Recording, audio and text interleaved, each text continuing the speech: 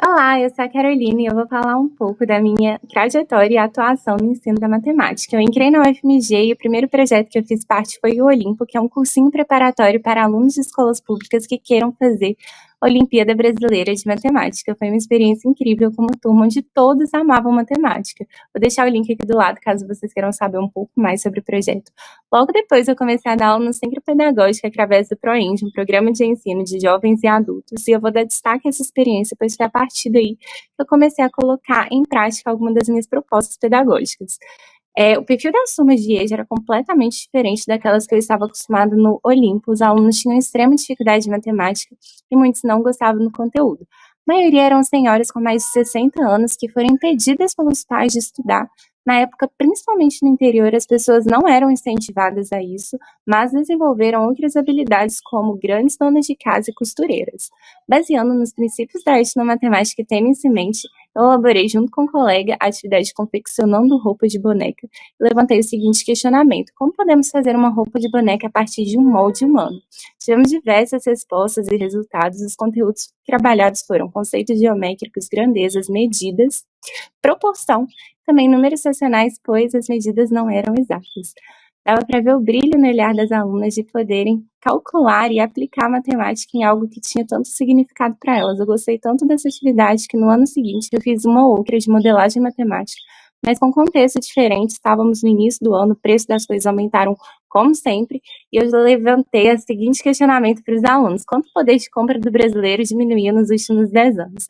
Levei um roteiro que explicava um pouco sobre o que era inflação, tinha alguns gráficos e a tabela do salário mínimo dos últimos 10 anos. Pedi que eles levassem panfletos de supermercado para comparar os preços atuais com uma nota fiscal de 10 anos atrás que eu obtive na internet.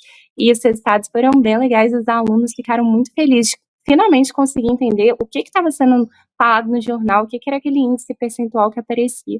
Isso vai muito de encontro com a ideologia da certeza, educação matemática de Scoville, que eu coloquei, ele fala: precisamos de uma matemática que leve a reflexão, ao questionamento e à ação, que forme cidadãos críticos e não apenas meros reprodutores de algoritmos.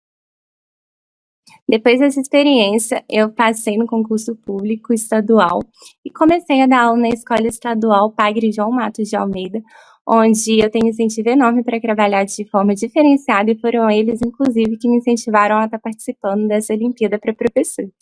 Eu comecei a trabalhar com o primeiro ano os conteúdos de estatística e pedi que eles elaborassem uma pesquisa estatística de tema livre em grupo e depois agrupassem aqueles dados em um gráfico e fizessem a análise daqueles resultados obtidos.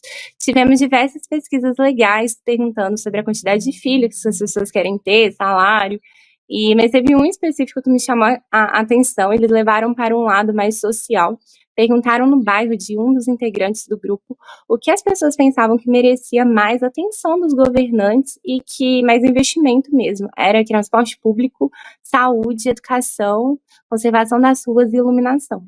Os resultados foram bem legais e poderia ser levado para um âmbito mesmo de alguma ação social.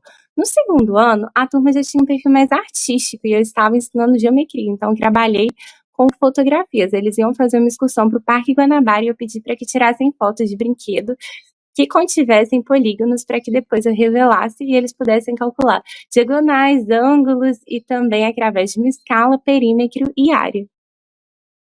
Eles elogiaram muito a atividade. Eu pretendo levar essa atividade esse ano também, mas usando fotografias de coisas do cotidiano para que eles possam ampliar mesmo a visão em matemática.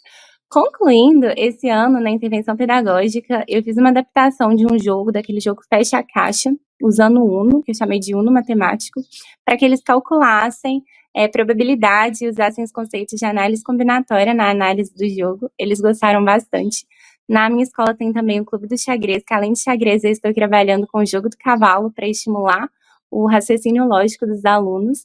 Tem também o Clube da Matemática, que eu faço parte com outros 2 professores, para que a gente possa trabalhar atividades mais ativas com os alunos que tiverem interesse.